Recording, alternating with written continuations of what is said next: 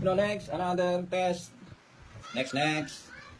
Check muli natin ang roller makinis. Walang gas-gas. Then, yan. Ang itetest natin ngayon ay G-Racing Motocine Fully Synthetic. So, ang kanyang metal stud na gagamitin, malinis. Kaya natin lagayan ng oil. Break in. Ikot yung langis. Break in. 1, 2, 3, 4, 5. Okay? Lalagay na tayo ng metal plate, 1 kg. First plate. Isa. Second plate. Dalawa. Third plate. Tatlo. Pang-apat na plate po. Apat. Ba, ganda yan.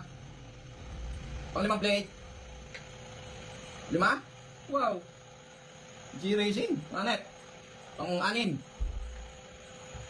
6 ang gawin pa rin. 6. Pang-pito. 7 plate. Wow. Uy, pare ko. May push up G-Racing. 7 plate. Ha? Taas natin. 1, 2, 3, 4, 5, 6, 7. 7 plate. Tingnan natin damage. Ang damage, look, sa stud. Yan, minimal. Usually, ganyan naman talaga magiging niya. Damage niya. Kasi hinto na siya pag nagkaroon ng ganyan. Okay? Ito. Good. May winner tayo. Ito yung pinakamataas pa. So far, ha? Ito yung pinakamataas so far.